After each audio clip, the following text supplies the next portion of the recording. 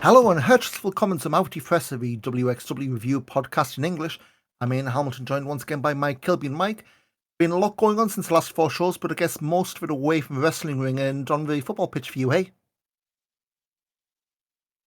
Yes, it was obviously a hotly contested semi-final between us. I don't know if that had actually happened before then, but No, I think I think we was the looking at semis it. were drawn then, all the games have been since the last episode. It's been a month. Yeah, yes, but obviously, big day at Wembley, and lots to celebrate. And I still managed to get to the WXW show, so we were all good. Even Mr. Norman Harris. Yeah. I think someone put a good word in, but it's been, let's say it's been quite a month, and kick off, a few news bits. And I guess the big one as far as like the structure of WXW, May 20th, so that's the morning of Fan. Dennis Birkendahl announced that Fan will be the last event he's doing for WXW, handed in his notice. So he'd been with him for what decade? Most recently, he's creative director. If you've been on Eventum, you'll see his logos, for Carrot, for Tag Festival, for pretty much everything. I mean, that one really caught all of us off guard. Like, I remember Saturday morning, going through and seeing, a not quite an old SAP screenshot, but the graphics from Dennis, like, oh no, I've been here, it was a 9.5 years, and today's my last day. It, bolt from the blue, but a pretty big part of the WXW structure, disappearing with, I'd say obviously some notes, but at least outwardly, quite a big surprise, especially since he announced the day he was leaving. Yeah, quite a last minute. Well, not last minute, obviously, but it was quite an unexpected thing to happen. I think what can't be overstated is the impact that Dennis had on I think the growth of WXW as a promotion during his time there. I think that it for more than anything, every single event that WXW has always had a very, very unique style. There's always something new and exciting. I've always thought that, at least like graphically, and I know it wasn't only graphics that he was involved with, but like everything was very exciting visually, exciting to look at, and fresh takes on just how to work on how to present a wrestling promotion. And I think his contribution to the company, I think you can't overstate it or overlook it at all. It's been it's a real shame to be going, but I think he's left the world, he left the company in a better place than obviously when he started there. I mean, when we've been going for weekends and we've bumped into him pretty much every show, one of the very friendly faces with not being part of the whole quote unquote media scene. But yeah, I mean, it was a Carrot, that whole I joked like the NXT, like the cube video walls and then the massive stage. I remember joking then, oh, you're going to end up buying a lot more video screens and do like a mock Thunderdome. Well, I guess whoever's, I mean, it's a Boris Ellis has taken over. I guess most recently she'll have been as like a camera up if you've gone by the end show credits. So she's doing all the entire graphics and technical stuff. So I don't know up to what point Dennis had had plans locked in, but I guess from now on, any configuration of screens, arena and stuff like that, it's gonna be her seal over it rather than Dennis's stuff, I'd imagine. Yeah, exactly. And I don't think it's anything to be particularly worried about. I think there will obviously be. I can't imagine this was something that was sort of decided on Saturday morning. I can imagine there was probably some form of handover, or we may have been looking at graphics already that or creative things which you already had Boris' hand on it. So with that, in that sense, I'm not particularly worried about it being too different. I also imagine that probably quite a lot of stuff that maybe is coming in the next year has probably already been done. So I don't think we'll possibly see any real change in maybe the style of things, possibly for maybe a year or so at least. I guess with all those changes as well. You're saying how maybe for match graphics, just because of dropping in, face mugshots and what have you in there. Yeah, I mean, like so, I think with Dennis going, it's a big change. I say no one with any kind of tenure leaving. He wasn't the only one leaving though. Daniel Ferguson, he's going to become he's stepping up to become the events manager. That'd be admin, any other stuff that might have afraid. Nudge, nudge. Chrissy Neuber is now the lead of the social media team. So again, some faces have been around a lot more than you may realize. And again, it's no case of let's get XYZ in to handle social media this weekend. It's people who have been around the company. I guess where it has been, staff bought me work up, and yeah, so it's changes, but not really like wholesale stuff. But yeah, be interesting to see where or how the lay of land with WXW, at least as fans and viewers watching, how that's going to change. No, if it does, if you know what I mean. Yeah, exactly. But as I say, I don't think it would have. Like I said, I think there's been a quite. I don't presume it was a last minute thing. So I think there's a lot to be interested in. But I think yeah, there's a lot. There's a good. I think I'd say there's obviously going to be a plan in place and things to go for the future. And say I think a lot of it will probably be business as usual, and we probably won't even notice. And absolute worst case, I'm sure Warren Chappelle's got like a lost password reset feature if Dennis hasn't handed that over. But so out for the old, I guess, and a few new announcements. So obviously we've got World Tag Team Festival coming up, what, just under 3 months away, isn't it? Time flies, but we've got four more names for Femme Fatales, the number one show women's tournament. We've got Nicole Matthews out of Canada, Eva Kolaski, regular from Hungary, Charlie Morgan, who debuted at Wheel of Wrestling in London a couple of weeks back, and Julia, who I know she's in Holland, she's got like a second name, but they're just announcing as Julia. Those four adding to High End for Femme Fatale. And we're 3 months away and more than half a field. Like some companies wouldn't even announce a single name this far out. Yeah, exactly. And I think it's one that I think I think it's worth them possibly stacking it because I think people maybe are. I think as we maybe will look at in a bit, are maybe thinking about what level of sort of pass they're going to go for the weekend. Because although obviously people will have just bought the festival pass, I think there are some people who are sort of thinking a bit maybe with their wallet and thinking, is it worth it to be because we're getting GCW and things, and it's not to everybody's taste. And I think it's important that Femme Fatale maybe does get bumped up quite early because that needs to be something that tempts people in because as good as the shows are, the We Love Wrestling show isn't the one that people are going to be going for. Whereas somebody really good booked for Femme Fatale may maybe switch somebody on from being just just a tournament pass to a festival pass. So Yep.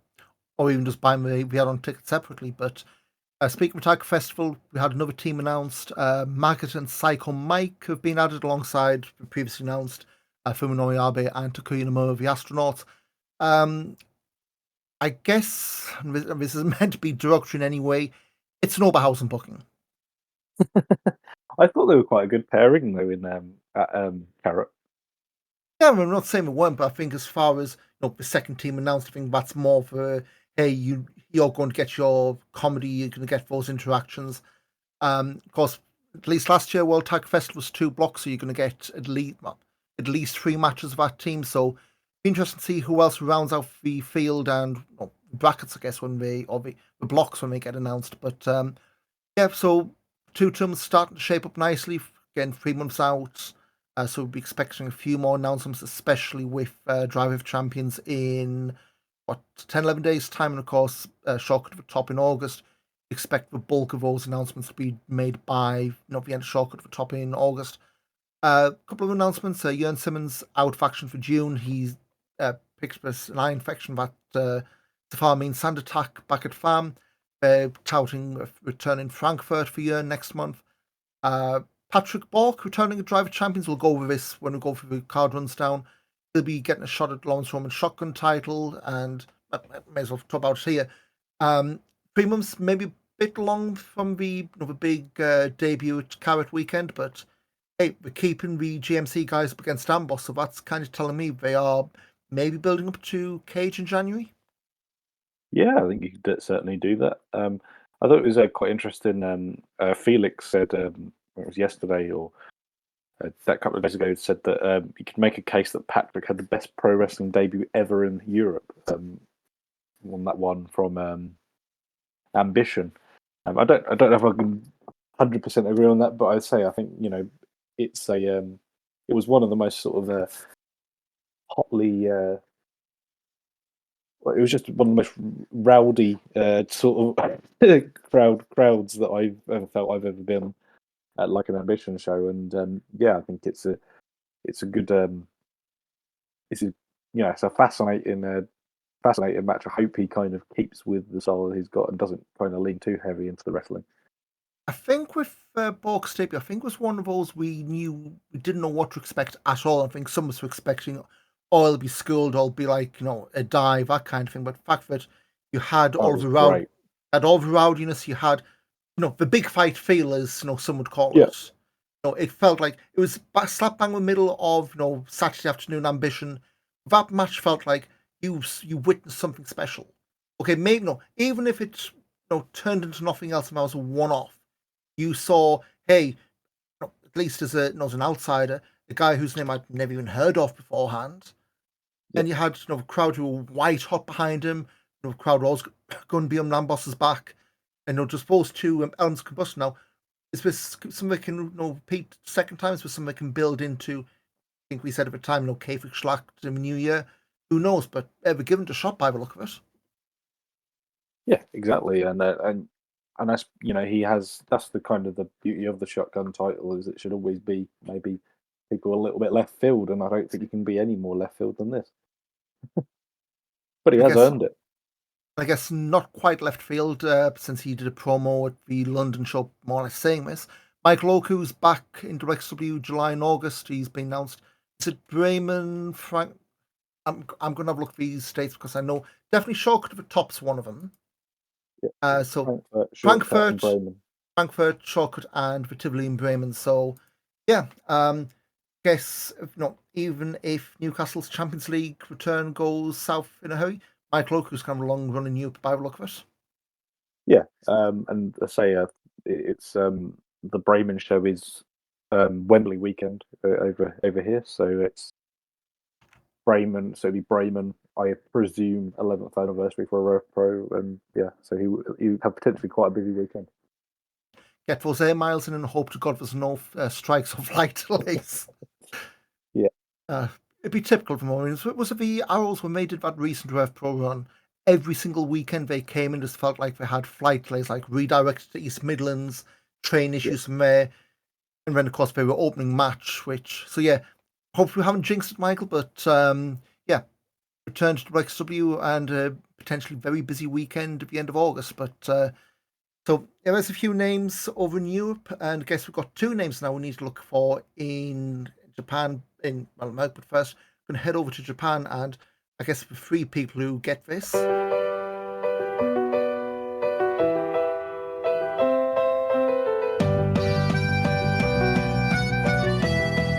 There's been limited action for Oscars. The Best of Super Junior tournament was mostly tournament matches, and of course he's a big guy, so he's not going to be flying around.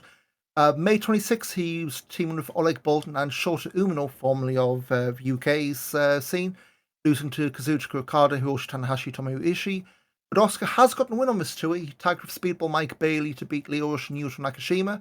And if you've been watching Mike Bailey's Best of Super Junior blog, he's popped a few times on there as well. So yeah, getting maybe a potential lane with Impact, although we've made no secret we want to see him on excursion over here. On top of that, this past Sunday, just before Dominion, Oscar took part in a gauntlet match.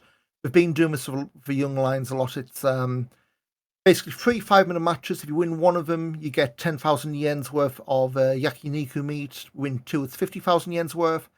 Three, I think it's like 200,000 yen and a shot for a New Japan World TV title.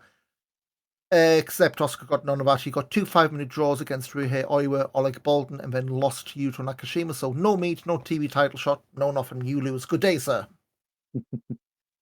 And yeah, for Oscar this month, he's on a few of the New Japan Road shows. He's teamed with Oleg Bolton against Togi Makabe and Tomoaki Honma on 3 separate nights, June 10, 14, 16. And then he's teaming with Yoshihashi against the new Bullet Club War Dogs pairing of Alex Coughlin and Gabriel Kidd on June 11 and 17. And yeah, I mean, I think we joked on Sunday, that's half a 229 as part of the Bullet Club these days in New Japan, at least, based on most new announcements. As long as Oscar doesn't join him. Well, he's not been corrupted by Shibata yet, so who knows? But that's what's been going on in Japan with WXW Jason Doska. Let's see what the WXW women's title's been going up to in the US.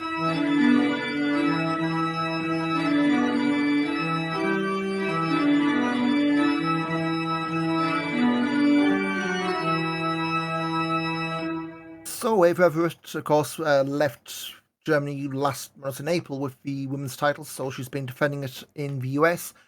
Beat Kelly at the Winds of Change show from Limitless Wrestling on May 20th in Yarmouth, Maine. Beat Becca on May 26th in East Haven, Massachusetts for Pro Wrestling Grind. And this past weekend at Live Pro Wrestling, she retained against Alicia Edwards in Fall River, Massachusetts. So a free defense, but I don't think any of these have popped up on WXW now. I know the Limitless shows up on IWTV. I guess Grind and Live Pro Wrestling will be there as well. But yeah, I mean, she's given defensing, but no, if there's a way they can get clips and put something together to for those who don't subscribe and watch everything under the sun. But hey, at least it's not a title that's going on ice for a few months. Yeah, you just need to like on each of the shows. You just need to go. She almost just needs to be like. By the way, here's what Ava's doing elsewhere. Just keep it, and it's like every single match is, even if it's just 15 seconds, 15-second recap of the finish sort of thing. That's what you want, isn't it? Yeah. But again, no, we're probably expecting back over in August, September for Patal. At least that's what I would say would make sense, but who knows what direction we're going to go in. But as we say, plenty of wrestling under the bridge to go then. But first up, we've got four shows. So if you've had that WXW Now subscription, you've had a lot to watch in the past month. And we'll start with the 30th time at the Markthal in Hamburg.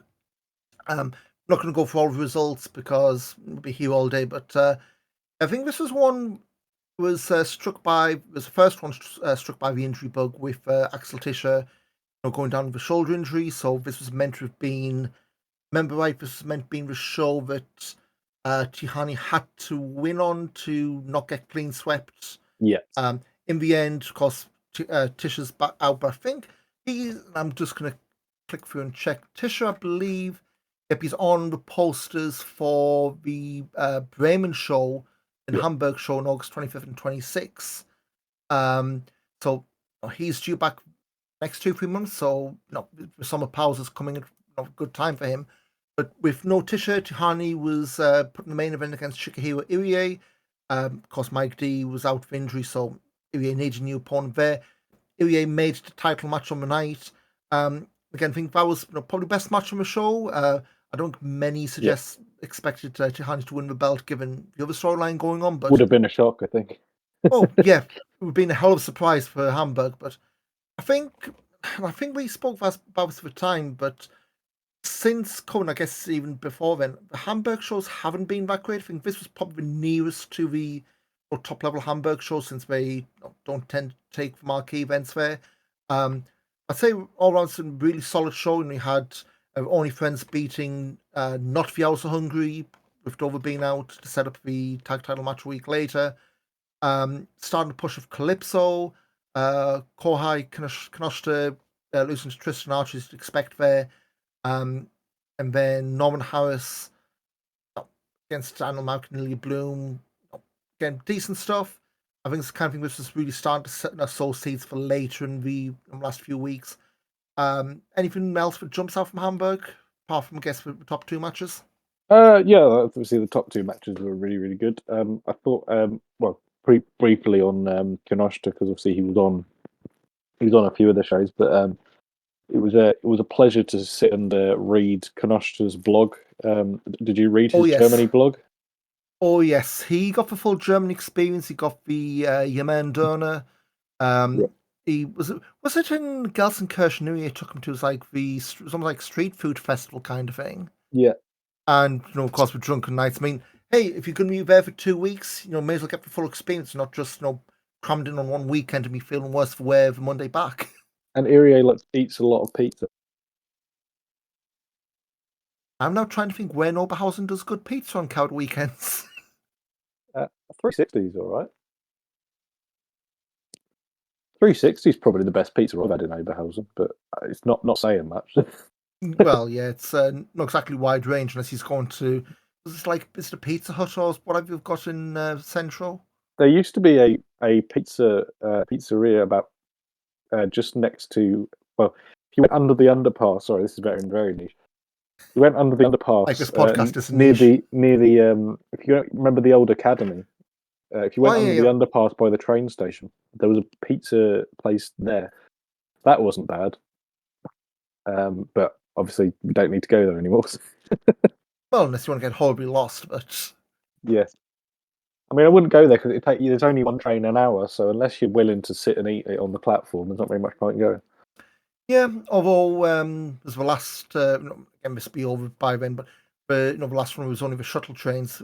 I've had a few more, but yeah, it's not great. But so, moving on from Hamburg, went to Papenburg, the glorious glass warehouse. I think Yeah, we did this about a year ago, and you had a fantastic, day to night transition. I think it was the only like the main event had like really dark outside and was like light and slowly fading as it went. But yeah, Kohai Kanoshita beat Anil Marek. Anil's still doing losing gimmick stuff there. Clipso Tristan Archer beating Magden Baby Allison. Pulled the trigger with Oberhausen for fan.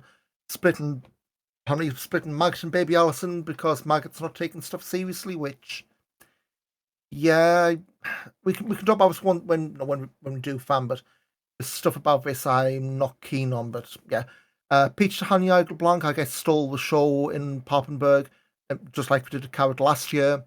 And then Lawrence Roman beat Irie in main event non-title, set up.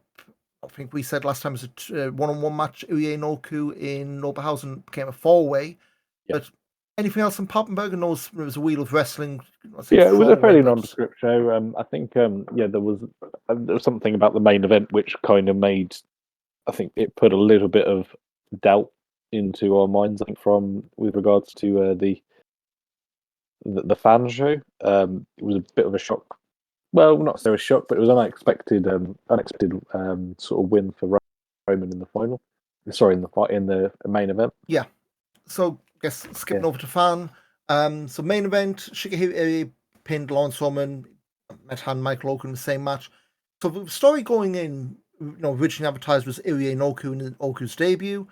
Uh, Metahan in storyline had a title shot given to him by Norman Harris when he was in charge and chose fan to cash it in to make it a freeway. Then Roman's win, massive asterisk help of Amboss, blah blah blah. In Poppenberg, he got added. So for me, that set the stage for crap. Is this Irie's last match here? Like it would have been. Yeah, no, because okay, they have rescheduled the Mike D match. It was like, did they just run out of dates? Is this was this going to be the plan? Like has he some got to go more home contenders? quicker than we expected, sort of Yeah, thing? Yeah, but yeah, that thankfully wasn't the case. No, that I mean, I think Oku, we said for times, absolutely stole the show on his debut. And as we just said, he's got repeat booking, so yay for him. Roman didn't look out of place here. Metahan still not convinced by this level. Like he's still missing like that killer instinct since he came back from land of Enfield. I really don't know how he'd get it back. Like he's not working regularly in WXW, but he's been booked against a level where almost like remember when Tisha was getting the Heimspiel or mini yeah. tour treatment, kind of like that, where it's like he's a bigger. Not I'm not saying he's a bigger name than WXW, but because he's had time in WWE, he's kind of a step above, for one better word, and It, it's doesn't it, need to do the smaller shows. it kind of feels a bit with Meta at the moment. Is there a question mark over his long term commitment? It there's the spectre, which again, I personally don't think it will come to be, but there's the spectre of NXT Europe sort of looming over us as a thing, and you'd think maybe you'd Meta have someone who's just they're waiting for that. He's waiting for that, so it's kind of there's not really much point putting a strap on him if he's going to be gone again in 4 months, because they could announce it next week as we speak now, and then it could be starting again in September. That's the worry, isn't it? I mean, we're coming to the best part of the year now since NXT UK shut. Like the last tapings and the brand going on hiatus. That's the official way they put it. Like surely if they had plans for NXT Europe, and they did say 2023, I know we're not even halfway through, but put into against the backdrop of Endeavour buying out WWE, every Friday it feels like people are saying, there's going to be cost cutting, there's going to be releases. Against the backdrop of that, and the question we've brought up before is just where the bloody hell do you base this thing? Like, yeah, to me, it just, this can be something I can see, maybe a year or two, I'm going to be look for fool like I do always. I don't see it happening. Like, just take off the Endeavour stuff. Yeah, I don't either. NXT UK was a tough sell, for obvious reasons, but it was a tough sell because you were touring and you had people had to watch on the network or BT Sport. When they travelled, you're going from York to Coventry to Brentwood, to Plymouth, to all Norwich, yes, to all of the I don't say the nowhere towns, but place that wouldn't get like a main WWE show, like place which don't get much wrestling, if anything. Yeah. You're then going to uproot that and drop that in Europe. Okay, great. So now you're expecting a wider European base who would have been watching NXT UK anyway, expecting fans from from Paris to travel to Berlin, to travel to Hungary, to travel to Italy. Like, really, is that what the to me is that what the the mission sim, what the plan is? Because I don't buy that one bit, and I don't think many people do. Like when WWE does stuff, they announce stuff like when they shut down NXT UK and said, "Oh, NXT Europe's coming." They didn't even have a bloody placeholder logo. Like, they didn't even have a trademark, did they? Not for time, no. Yeah. Like how I know you don't do like a quick and dirty Photoshop job. You've had 10 months at this point, I think. How long does it take for you to do like a wavy, blue flag with gold stars in a circle and NXT Europe? Even as a placeholder, the fact you've not even had that, and the fact that I don't listen to all the press scrums and all that, but the fact that it barely comes up ain't happening. Okay, fast forward in a year to, we're calling this June 6, 2023. Fast forward, maybe end of 2024, it's up and running. It's doing as bad as NXT UK was, but the way things are, I don't think it's going to happen. But maybe there are some people they've told, don't get too invested, don't get too deep anywhere, because if we pull the trigger, it's going to go fast. But I don't buy it. But yeah, you look at people like Metan, you look at people like a Mal, which I think of them sort of people. Maybe people like Subculture. Who just had running a weekend in Impact, which again is a bit okay. They've got connections, but out of all of the European scene, Subculture for a weekend, really? Yeah, strange, isn't it? But anyway, elsewhere in the card, talk about other names from Europe that aren't usually on WXW cards. LJ Klee was back. He was the latest fill-in for Axel Tischer. Lost to Peter Tahani. And this one, what the hell is this, Michael? Like, I don't see anything from Ireland these days, but I was expecting fast pace, action, go. This to me felt like a chore at times. Like LJ coming out, happy smiley, shaking everyone's hand apart from that poor woman in the front row of the Zubars. And I don't know, like he was flip flop from goody to baddie throughout. It's like I don't know what we're doing, but at times it felt like they were waiting to get some kind of trick right now. Kicking to keys like, yeah, you've gone 15 minutes, take it home, lads. Like this just didn't click. I felt it was obviously the showcase show from Tagfest last year. Once I realised that everybody gets 10 minutes, it kind of made all of the matches pretty dull. Once you realise that's pretty much what they got. or 10, 15 minutes. And I felt that this was even more of a drag than the match that I knew was going to go 10 minutes. It just never bloody finished, did it? I think the biggest issue you've got with it is, and I don't know if there's any other bookings coming for LJ, whether it's a one-off. It's like you can do a match. I mean, we've seen before. You come and do a match, it leads to further bookings. And again, I don't know what. No, I don't want to put any blame on it, but I don't, because we don't know what we're told to do. But going in expecting fast paced, and we got keep it slow, keep chin locks, that kind of stuff. It's like it just wasn't what I was expecting. It wasn't what I wanted much. It wasn't bad. It just wasn't what I wanted to see from most too. Which again, it was Peach Tahani's first win after a pretty long losing streak, so it did that. But yeah, yes. Wasn't a success. It was a bit of an odd one. I guess probably say that about Fan in general. Like, I wouldn't say it was a bad show, but it certainly was a bit. Okay, that happened. Very odd. Some very odd. Only Friends beat Arrows that. by DQ, blatant low blow. I know that's leading to a best shot 3 falls at Driver Champion, so I get it, but doesn't mean I have to like it. Lumberjack strap match, Norman House, Pindia, and Simmons. I think that's one where we were quite excited about the stipulation, but then live, or at least watching back on tape, you knew the fans weren't going to get invested. They gave Norman a lashing, so people didn't exactly react until Norman got thrown outside. I think, yes. Okay, 10 minutes was fine, but unfortunately, when you've got a stipulation like that, I'm not saying Norman should have taken a lashing from everyone the entire time, but it's all kind of thing of if you built up to the payoff, unfortunately, it's like the whole Iron Man match thing.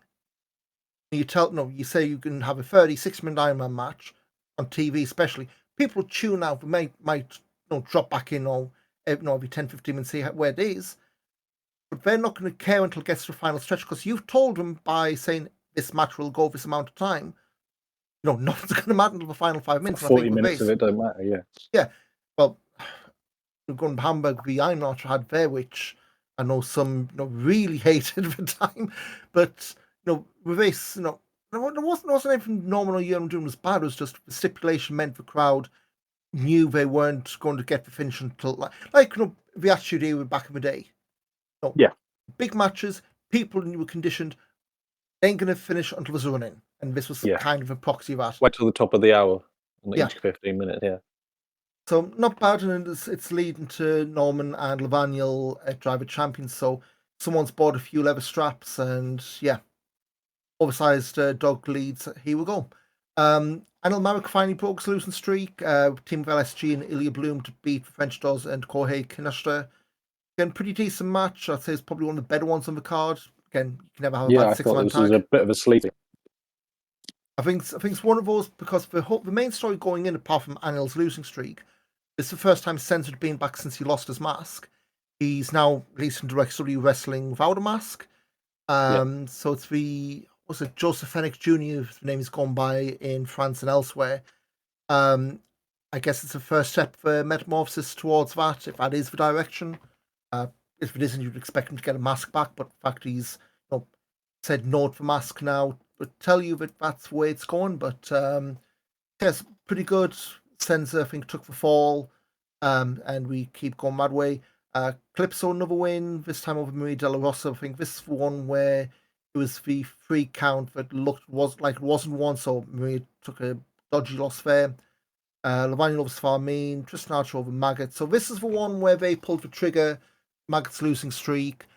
Baby Allison getting more or less pissed off because you're not taking this seriously. And I mean, felt a bit of a replay of the Kelly AJ thing, didn't it? Really, it had me worried it was going down that path. I mean, 2 months ago he's in a blood feud with Fahura, and now it's interesting. Like, I don't understand where we're going with it. Like, I don't know if that's like a reaction to who we're going, or whether this was also planned.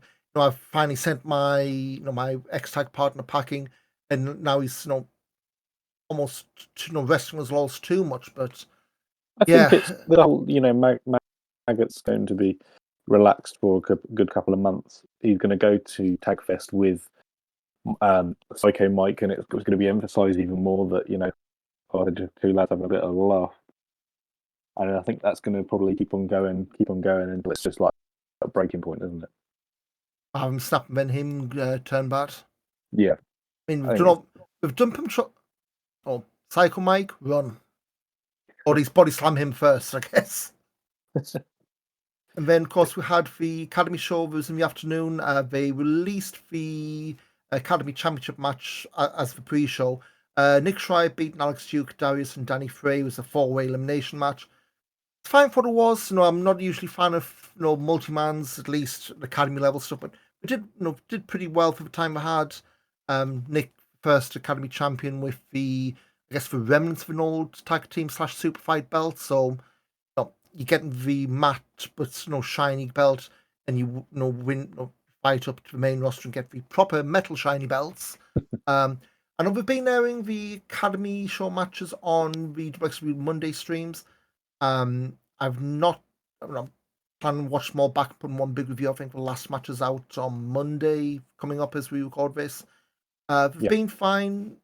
No short matches, but I forget was it Eros? I think the guy debuted on whose match debuted on this past week's show. Looked like a not ginger Will Caven, not ginger or tattooed Will Caven, which make that comparison what you will, but again, the WXW Academy they always make a point of they don't debut guys till they're ready. They don't throw them on pad matches out. I mean, just from what I've seen, the venue looked pretty good for. I think there's like 200 people there. They had the banners for Havok, the Gelsenkirchen Academy hanging off the balcony, so it looked kind of like the Academy but in a bigger room. It's a pretty decent turnout and pretty reactive crowd as well. So good experience for all the young'uns.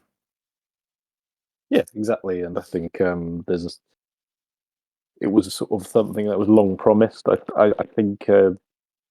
As I say, like you, I haven't actually really caught any of it yet, so I can't comment too much on it. But I'm delighted for Nikki to be getting the title. I think he's a very, very exciting prospect.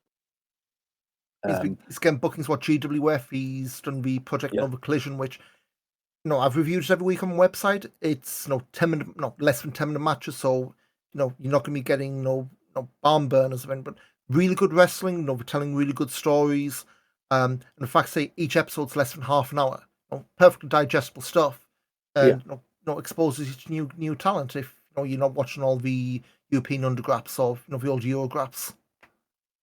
Yeah, exactly. And I think we've obviously long said he's the project of Roman and Tisha, isn't he? So but he's kind of got I think he's just as a sort of a young baby face. I think he's perfect. He's got a good sort of underdog spirit to him. In the same sort of vein as people who maybe would have come past. I think he's a great person to maybe have that.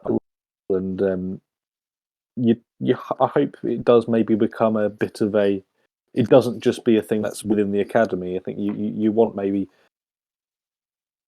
at least on the marquee events, maybe the Academy Championship just has a match as the Fight Forever match, or even as before the Fight Forever match, you have 2 undercard matches or something.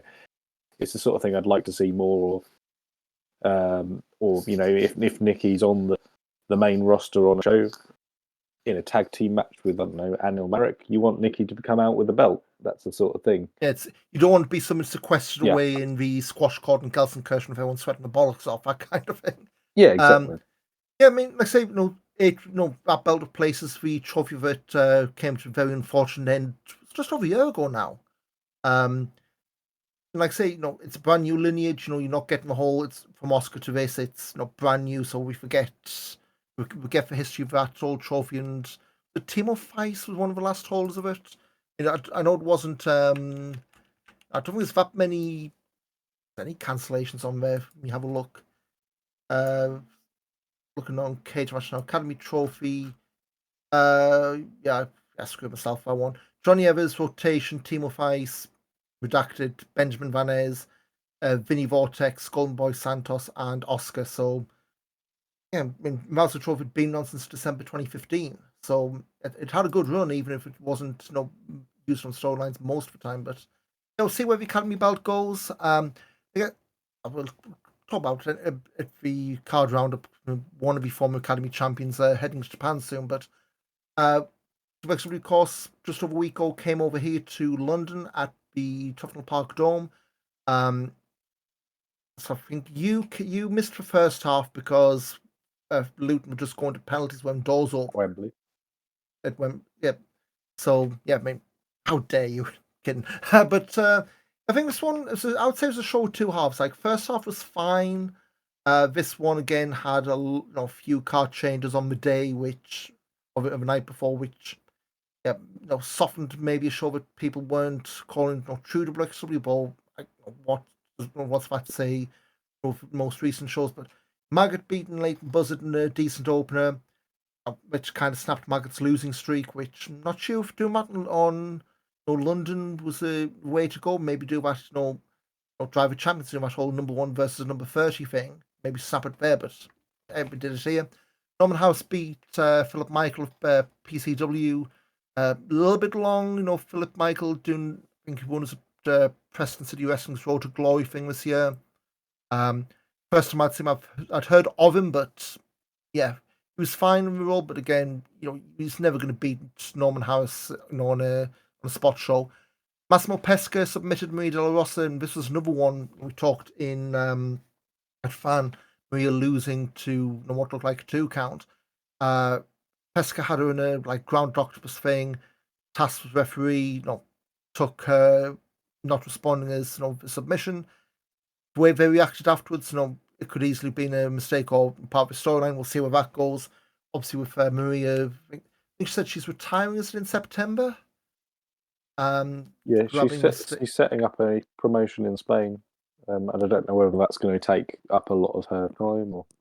Finalising booking calendar scheduled until September. I abandoned my wrestling activity as a pro wrestler from September 22nd, 2023, indefinitely, both nationally and internationally, setting up We Are Wrestling in Madrid. I think you mentioned before their debut show, they're announcing Samurai Del Sol or former Callisto against Carlos Romo, which that's a way to grab eyeballs. Yeah, it's an impressive first match, sure. In Madrid on September 30th, if anyone's looking to make the trip. Week after Tagfest. Maybe get Carlos for one of those shows. But going back to London, House of Hungry beat Ilya Bloom and LSG to retain the tag titles. Obviously, a pretty good match. Under 10 minutes, where he went quite for clip. We're saying about Nick Schreier being the Academy's pet project. Ilya, I think they're they're warming up. I mean, I don't think he's going to be even getting a shotgun run anytime soon, but he's on the undercards. He's quitting himself really well. Him and LSG he's established himself already, really, hasn't he? Yeah. I mean, we were talking about Patrick Bork. I think Bloom's rookie year last year, one of the best in anywhere in Europe in memory. Without for trophy, hey, hot young star wins big belt and then has a massive fall off his companies can be prone to if you've got a hot act coming up.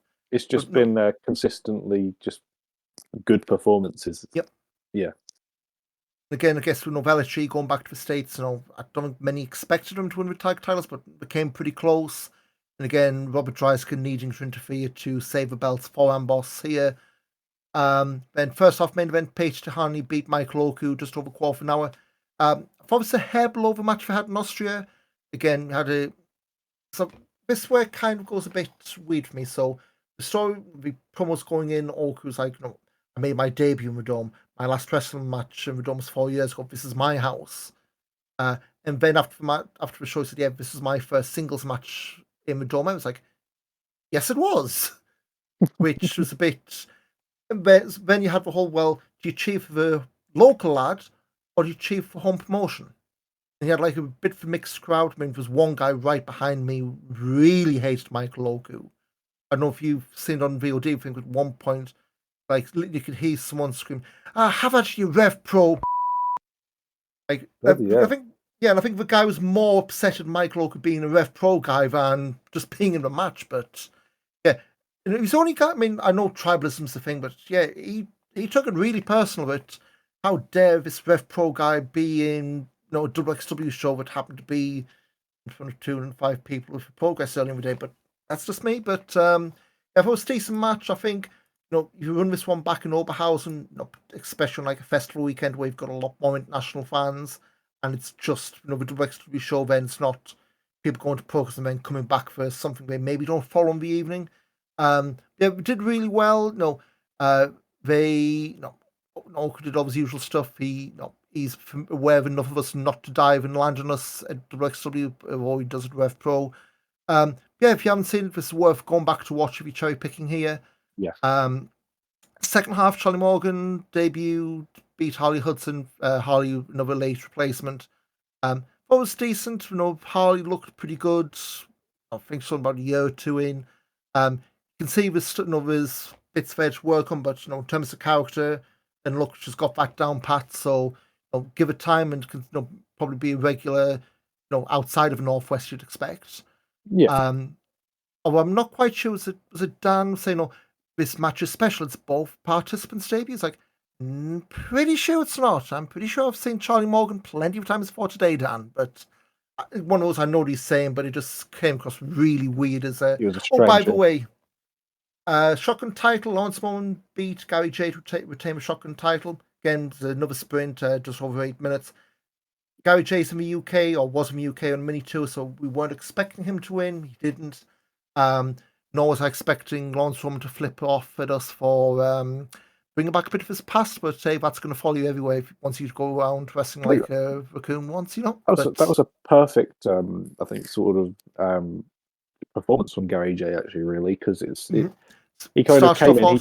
He came in and he just got he just put in a very good shift against somebody who I wouldn't say Roman's exactly established, at least in front of a British crowd, but I think he just did neither men are particularly established, and I think that was probably one of the most active, pleasant surprises. It was one of the most active / quite well received matches on the card, I thought. Yep. So I think that was a really good performance from both lads. I'm just thinking, Bloom, LSG, Roman. This was their UK debut, which absolutely surprised me. So I thought, LSG he'd have done, Ring on. I thought, nope. Of course, or Roman, PCW or something. Yeah, Gary J. He's done a few dates, potting around the UK. Roman, his first big run, so that doesn't surprise me. Of course, Bloom, sophomore year, as Americans say. The main event, my chest still hurts just thinking about this. Shigehiro Irie absolutely slapping the hell out of Luke Jacobs. Just over 15 minutes to retain the unified World Wrestling title. Luke Jacobs not a fan of telling tell him his opponent's from Osaka and he's going to murder you. Yeah, no, I think certainly not. I think that this one I think was probably one of the best matches post Carrot I think WWE's had so far. Yep. I can't think of anything else as good as this at the moment. Two big lads locking lungs out of each other. What's not like? Yeah, there's no reason for it not to be good. I thought this was a really good match. Quite a lot of sort of heat on each other. Quite running at quite a fast pace. It didn't feel like a 16-minute match. It felt half of that. But yeah, with that in mind, it's a lot of it was a I thought it was a really good main event, and even if it was maybe one of only 3 matches I did see, it was but I think it came across well on tape as well as being live as well. So. Yes, I think again they weren't using the usual WXW cameras. I think it shows if you watch back on demand. Yeah, we get like 3 different color grades. Like I think it was Strickers messing about. Like this just looks weird. Like we've been spoiled by the TV OS cameras WXW uses in Germany, and it was like stepping back 7 years in time here. Like, and again, I'm not that technical. I know there's different color gradings and what have you, but the fact that I think it was this match, was Norman House, Philip Michael.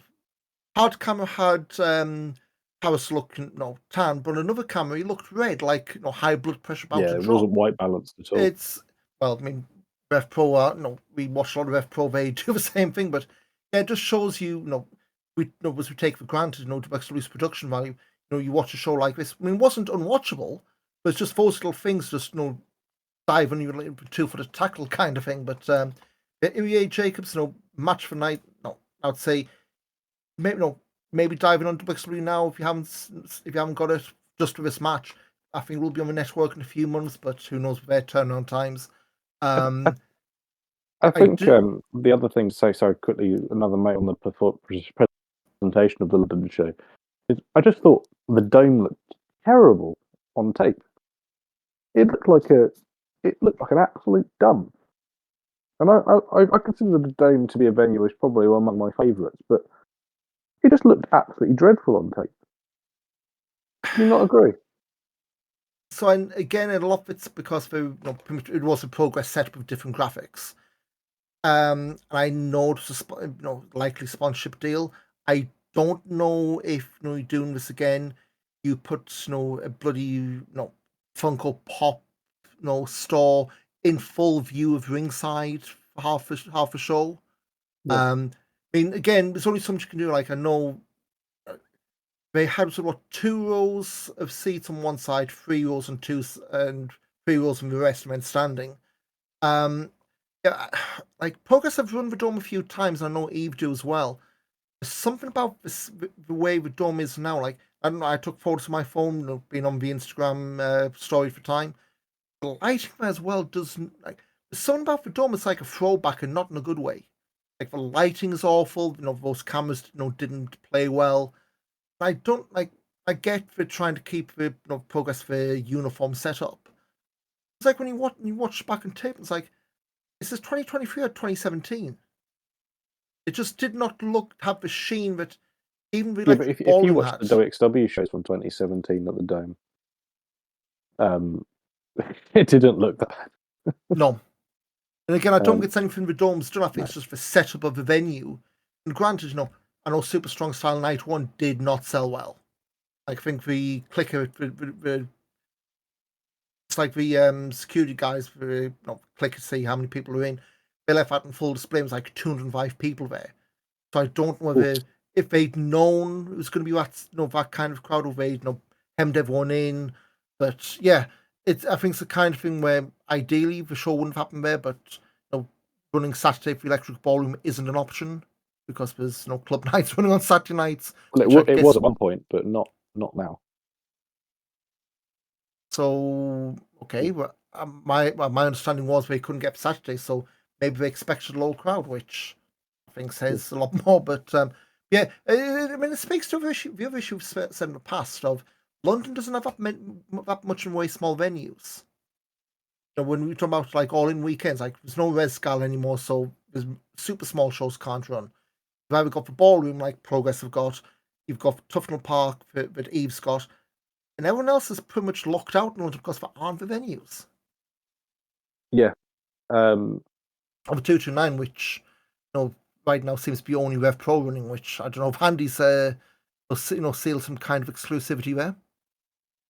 Yeah, I think maybe the 229, but I think the 229 would look a lot better for a WXW show for sure. But Well, Rev Pro and yeah, WXW would be a lot better pairing, but that's just our yeah, opinions, yeah, heavily biased. But yeah, same about Irie and Jacobs.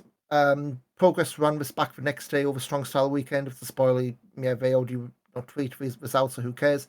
1PW is running this back this coming weekend in Lincoln, so they're getting very familiar with each other. And again, I didn't see much about the Progress match. 1PW match, I expect to surprise a lot of people, different audiences. But yeah, the gel well together, and who knows, maybe it'll be a fourth go round before Irie goes back to Japan. yeah. Chuck it on first round of carrot. I've heard much worse ideas. But Yeah, so that's cool. 4 shows in a month, and guess we've touched on fan felt a little bit flat, but I know as far as the roster with Wexley Scott, like, is it the point where we've had sort of run of too many guys who have had a run and run the course? Because like to me, it feels like the matches aren't bad. I wouldn't say they're boring, but it's like feel like there's a spark missing. Like I know we've said it's this the Papenberg show now a year on from Dennis Stolen getting injured, and we've been pining for Dennis and Hector and Victor to come back. And I know Hector worked GWF in Berlin the weekend, so he's still around. Dennis, we've heard neither hide nor hair of. It just feels like the last few shows, like in the S Injury, Bugs Biden, like there's a lot of stuff just feels weird. Like, you had Levaniel was stripped of the title, It feels like but you can almost set your watch to the cards, doesn't it? yeah, it's like with Yeah. Levaniel, like he had the belt stripped of him, but at no point is he gone, "Hey, Irie, I want my belt back." It's been diversion of norm now. It's the Yearn and Levaniel stuff again. It's like I don't know. It's like I don't know whether Lavagne's that been told that he's not championship material, and he's just accepted it pretty much, hasn't he? pretty much now there's no board direct, no sporting director, so there's no big bad guy, no telling him that. I just feels a bit, and we said this for time, like Levaniel as champion was something they were painted into, and Carrot was the way out, which again in hindsight I'm not complaining about. Anyways, champion has taken my belt worldwide, but it's left Levaniel in a really weird spot, and like I don't think it's hurt him. Like he's not getting less reactions. It's like that Yeah. just feels like it's an obvious loose end, and you're going down, elsewhere in the card, another tag division. Okay, it feels like it's very much one tag team, and then move on to the next one. Since I'm not counting French does because that feels like it's a That's ticking over, yeah. time bomb for the moment. It just feels like we've got enough of the card, but the depth doesn't seem to be there. Yeah, but you had Rot and Flop return to the Heroes Welcome at And Carrot. then where are they now? And yeah, where are they now? Mike D, I don't think they used particularly well, despite how hugely over he was at Carrot. I think with Mike, he was injured, wasn't he? Yeah, he did get an injury, admittedly. Yeah, Hector is, although he's a lower mid carder anyway, but someone like him, he's kind of not around. You have Heisenberg, AWOL. I was looking the other day, and I don't think he's appeared anywhere for a while now. I thought he did another show quite recently. I want to say, but I may be mistaken. Vincent Heisenberg cage match, his last appearance. EPW in Luneburg mid-May. So he's active again. Yeah, but he did nothing since the loss in the road to Karatumbi. He's done a few in May. So EWA in Gersdorf. He did. I think we complained about the Simmons and Heisenberg stuff maybe going on for a bit too long, but there's a bit of carnage in the mid card which I feel is completely missing. And I'd be all over a bit of a Heisenberg, Mike D, Monsters Ball sort of thing in the mid card. It's the sort of thing that would be very, very useful. I think it would be you want to do a Maggot versus Heisenberg thing or something like that. There just needs to be something. You need mid cards, not in terms of gatekeepers. You just need something there where not so much this guy's going to lose, he's going to go, but just guys who are not a fixed. Like we called Hector the glue of WXW last year, and that's kind of evaporated away. You need guys there who are not just set you watch, but just like they're in the cards. Okay, they're not being fast tracked. Okay, they might get a shotgun thing, but not they're in for a couple of shows and cycled out. It just feels like right now, okay, throw London out because you're never going to get a full no carve out locals on. Like got Safar Mean who last I checked was a dead end. It was iTouch. Then he's been phased out of Safar Means in, and now it's vaguely Metahan's mates, even though you've got bloody direct line of Metahan and iTouch from even then when from days old before pandemic. Yeah, so you had that. And even some of the close set shows. Tristan Archer, okay, I would say he's been faced for mid card, but he's not one guy you can keep there and used to I don't know whether it's longer match against your Danny Frazier, Nick Schreiers or what have you, but in that mix. I think that's the thing that's lacking is just not enough people in that mix. It's quite a thin roster, I think, at the moment. I think where we're probably going to see is we've got shortcut for top in August. You're going to need 30 names for that Rumble, and I think that's where the tell's going to be. And I don't think they've ever gone full bore in terms of, hey, he's all, he is no random name from past. He's another random name from past, but like I know he ain't one of our favorites, but for these last few shows, I don't see Mudo. I know he recently came tag champion GWF. There's a name that's been shuffled out. Yeah, You know, just going through that GWF cards, see if there's any other names that jump out. Um, I mentioned Hector. I touched mentioned before Meta. Yeah. The Tim Stubing, him and this is gonna be deepish cut. Him and Leon Van Gaston. There's a guy who's completely fallen off the face of the earth. yeah, Grant, because Cage Match his profile's locked down. But just for the 20th anniversary thing, we did Tim Stubing and Hector, not Hector, Leon as the Hanover Hurricanes. yeah. And then again, I'm looking on Tim Stubing's Cage Match now. I would not be surprised if that was his last WXW booking. No, because I remember we did that Possibly, yeah. whole, because we did that, yeah. So we did that whole thing for Scotch Grand Prix 2021, where we become a tag team, and we did the whole, Tim had a spot, Leon, wanted to test him for it. Leon beat him and got part of that, the cluster mess. It was Tag Grand Prix. After then, take out some Comic Con shows in Dortmund, September 2021. We did a Wheel of Wrestling Zoo Garden, which was taped beforehand. Tim Stubing's last appearance was Road to 16 Carat 2022. When we did Yeah. Return to losing to Hector. Like, I, again, there's probably reasons, but I don't get how you go from building, new tag team set up in the close set era to new tag team where? Nothing. Yeah, Like, just gone. something, yeah, gone. Rambo, again, there's another guy, who was more over than Meta Hanover Crowd Weekend. And again, let's have a look. He did Frankfurt, Wheel of Wrestling, 16 Cow Gold Revenge. He did all but traveling, then nothing since April. Like, I get it, you're shuffling people around, but if you had Metahan, you've got Safaramine. I get it, you have your choices, but it's like when you see names completely drop off and you get mid cuts, which could do a bit of freshen ball, or even just different names. I don't know. Let's say for tag for a shortcut, maybe some of these guys come back, or do we end up with a load of academy guys in the bill? Yeah, if you end up with eight of the names end up being people who haven't been seen on the card since bloody Tag Fest, I think that's when you may have a bit of a problem. But yeah, I think there's definitely a bit of a desperate, very flat undercard at the moment, and I think it just needs a little bit more spice in there, really, for me. And so, like, there's not talent there. Yeah, I mean, exactly. we said Oku, there's a name to not bring up. I'm surprised Leon Slater's not being given a shout. If I'm being perfectly honest, I know maybe GCW connection, but speaking of GCW, we touched on this earlier. I had a look earlier. Tag Fest, we still have VIP packages. I think also went on sale about 4 months ago, and that's a bit.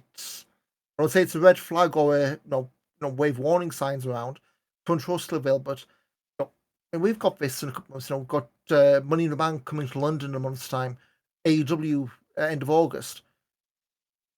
Do you think there's any chance for two massive events from the big two elsewhere in Europe? Do you think that's having any effect? Because I mean, we've seen some of it. Maybe Progress that's having an I impact. think Rev Pro there as might be a well. bit of a chilling effect on it. Yeah, I I think think maybe people who Restvia, possibly yeah. people who maybe would have been looking at maybe Tagfest as a thing, I probably would be more likely to be going to, I think, Wembley. And if you're not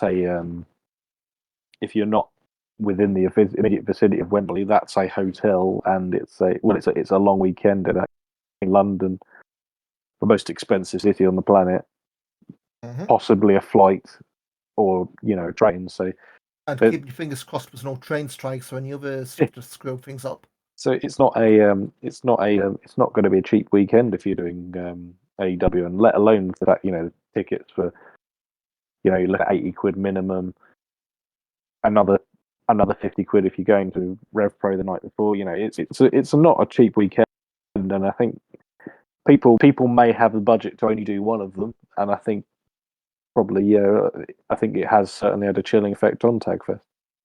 I think European wrestling in general, but we'll see. Who knows? It's re-argued. Progress weekend. They brought back Will Ospreay. Yes, there was other circumstance which soured it, but in general, if a product, this isn't a knock on anyone. If a product's worth paying for, people will find the money. Whether it's whether it's a big stadium concert or whether it's your foot, you go to see your football team having a bad run. Or well, you'll get some fans who'll go, well, I'd rather spend my money elsewhere. Perfectly fine. But to see what announcements they do get, and who knows? We said last episode GCW not our cups of tea. Maybe they announce someone who might swing our minds, or maybe they bring people over who go, yeah, you know what? I will be in bed by midnight on Saturday night. But again, we'll see where they go. But Base makes our so plenty of wrestling to come. But we've got a ton of shows announced, and the upcoming summer pause. Week on Saturday, Driver Champions at the Turbine Hall in Oberhausen. We finally get Mike D against Shigehiro Irie for the Unified World Wrestling title there. Braun Strowman defending the shotgun belt against Patrick Bork, we talked about earlier. Norman House and Levaniel in a strap match. No fans as lumberjacks with straps. Just guess this will be a touch of four corners one, which oh boy. I was hungry and only friends in the 2 out of 3 falls match for tag titles. Since the last one was a DQ. And then we have rotations come back against TBC and a 4-way with shortcut for top implications. Baby Allison, Metahan, Igel Blanc, and Maggot. Whoever gets the win gets number 30. Whoever takes the fall goes at number 1. And that's the match I would have thought they would have, pulled the trigger on Maggot and Baby Allison. Yeah. Have the argument of the match, have Maggot lose by a roll piece in at number 1. Or even if Baby Allison pins him, she goes in at 30. And, look, you could have had this. But we've already pulled the trigger. We'll see where that goes. I mean, Maggot already getting a win in London. Kind of means it's not quite the way it could have been. But hey, we'll see where we go. Expect what we've got. So we'll go 1, 2, 3, 4, 5, 6 matches. Maybe number 1 or 2 I'd imagine to be announced. Why? Mike on Chris, I could have sworn it was a Tristan Archer match announced as well. But I've missed. Possibly, yeah. We have got a Tristan Archer against Peach Tahani. That's the one I missed. So maybe one more match and then fight for the pre-show stuff. So again, it's not looking too bad a card. Irie against Mighty, I think that's going to be a lot of people seeing. Was Mike D? I would say flash from a pan. Hell, yeah. He'll break my balls. I think he put in that promo. It got released a few weeks back, but see how he goes there. I mean, if they do the title change, I think that's going to be a big sign. I know Irie's around in Newport. I think we've seen September. I think we've seen. But I also don't think if Mike loses, I don't think it's a death knell. I think as well, if it's not here, then it's a case of against who. I suppose if he doesn't win this, I guess that puts all the eyes on Shock at the top in August. But yeah. Day afterwards, we've got Fight Forever, Armor Park Gelsenkirchen, 2 tapings. We've got, so working up, Devlin McCarb against Ruthless Lala, Massimo Pesca challenging Nick Schreier for the Academy belt, Isaiah Wolf against Michael Knight with the CZW influence coming in because they're training in Europe for the next couple of weeks. The first match they announced was Bobby Guns against Tempesta, former Vinny the Beast, Vinny Vortex. It's basically Vinny's last match before he's heading over to Japan to wrestle full time. And talk about a booking that catches you off guard. Like, I know he's been doing a lot of the academy shows, under the mask since coming out of COVID. But Vinny the Beast going to Japan full time, I think we said as well. So it's not going to be like a couple of weeks. Been very interested to see where he lands. Yeah, that's kind of the question, really. Is he just is he going over for a tour? Is he going over for for a year? Is he going? That's kind of the question. We've seen Mendakara do a couple of tours with Big Japan. Drew Parker's based over there now. I don't know if it's makes it Yeah, freelance, but yeah, so it's not unheard of, but it's also not quite the name we would have expected from European scene to have done that. yeah. You just like somebody might have put a good word in for him. He might have been, there's been enough people from Japan who've maybe gone over and he sort of said, "Can you give me a hand with it?" There's a lot, and not Animac, Endokara's out there currently, isn't he? So it's could it have been something with him? It's all it's a very odd it's a very very odd um, sort of puppy going over. But I mean, it's perfect. If he goes out there and improves immensely, he's been very unlucky with the injuries. I know that, but if he goes out there and improves, then that's you know a wonderful thing to happen. Yeah, and it's more than proverbial gold watch at the end of a career. Because I mean, when we did it was the Hamburg show from like 10 years ago, he's been around a lot longer than you'd think. But say it's just the injuries; it just never seems like he's had a good long run before something's in trouble. Whether it's been injuries or the pandemic last time, but we'll see where he goes from there. July 8th, Wheel of Wrestling Frankfurt Batch Cup. French Tours against Only Friends announced there, and I'd fully expect this one's getting taped. Unlike the night after, Wheel of Wrestling at the Club from Hell in Erfurt. Lawrence Roman against Fast Time Mood with a shotgun title, and Norman House Levaniel announced there. I think that's one that kind of gives away being released, but we'll see.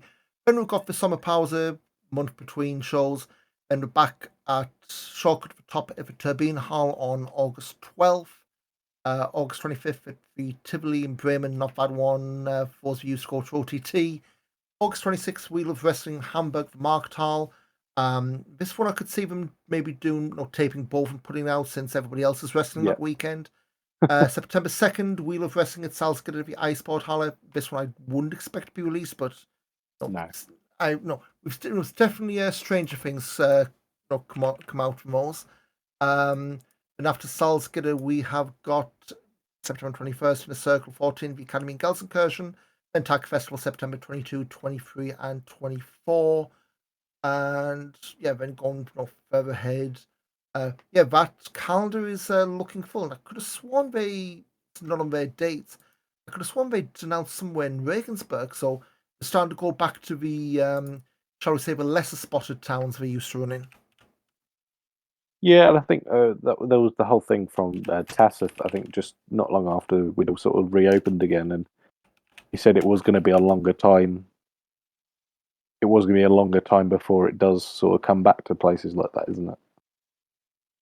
Like brings the whole, everyone have one go round of the have one go round of the gone blank now. Have one go around like the big acts doing their world tours afterwards, and then they'll be the keep my ship steady kind of place. But especially now with you know now shows do seem to be dying down. Like certain Wembley doesn't seem to be getting booked as often as it seemed to be, Yeah, and I guess that's the same all over. But yeah, very stacked next couple of weeks. Driver Champions fight forever, and I think they're drip feeding those on the Monday stream. So yeah, I think that's one to keep an eye out for. Then Batch Cup in July. Yeah, it's after a hectic month, things seem to be slowing down going into a long hot summer. yeah. So it always sort of begins to sort of ease off around that sort of time, and say once you get to the shortcut again, you're racing towards. There's a lot more going on in August and September than there was last year. Yeah, And we'll say that for a start, because I it mean, yeah. wasn't a shortcut. Shortcut was in early August, and then there was nothing until Vienna, wasn't there? Looking through, yeah, it sounds. I'm looking now, 2022. You had because we've moved stuff around because you had Broken Rules taping in June because that's where the Amboss group was formed. A double taping in June. We did Paris. We did Wheel of Wrestling and Dead End.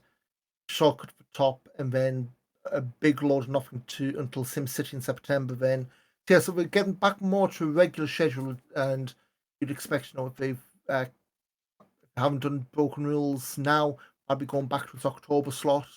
So yeah, after a couple of years, things finally getting back to where they were. Yeah, exactly. And if there's a long time in between there and there and Tagfest. There's lots of things to be announced still. So yeah, Yeah. quite a few months. Virtual dude, we've ended up going thick end of an hour and a half, well, just nearly an hour and a half, if this is right. Yeah, so plenty to go through, but if you haven't got time to watch 4 shows, Irie Luke Jacobs from London, the Irie Foley from Papenburg, and the I'm sorry, from Fan. That's what I was thinking. Just try and find from Fan the Tahani Eigel Blanc match from Papenburg. Well worth your time if you're just cherry Yep. picking. And then from Hamburg, Irie Peach Chance gets hey Shiggy into Tahani Men of the Month for WXW it seems. As they tend to be anyway. So Yeah, yeah, but Irie's just taken up the place of Tisha really for them currently. and Vaxman being back in time for Tag Festival, who knows? If he is back for Tag Festival, I can see him squeezing, match 4, and then match 5 will be over. Oh, match 3 there, match 4 somewhere, and match 5 over Tag Festival weekend. And hey, I think we called this a few weeks ago. Yeah, exactly. And that will do it for another episode. We'll be back probably in a few weeks with whatever's happened from Drive of Champions. Who knows? Did Mike D get the win, or is Irie still coming on strong? But that'll do it. Mike, any whereabouts can we catch you going into the long summer? You can see me on everything as at Mike Kilby. That's everywhere you can see me. Yeah, I already do this, so not much else really to plug. So yeah, at Mike Kilby on everything. You can catch me at Ian Wrestling on Twitter, Instagram at BackBodyDrop for wrestling photos. Guess that'll do it for another month. We'll see you in a few weeks. Until then, stay cool, stay hydrated, and cheers. Cheers.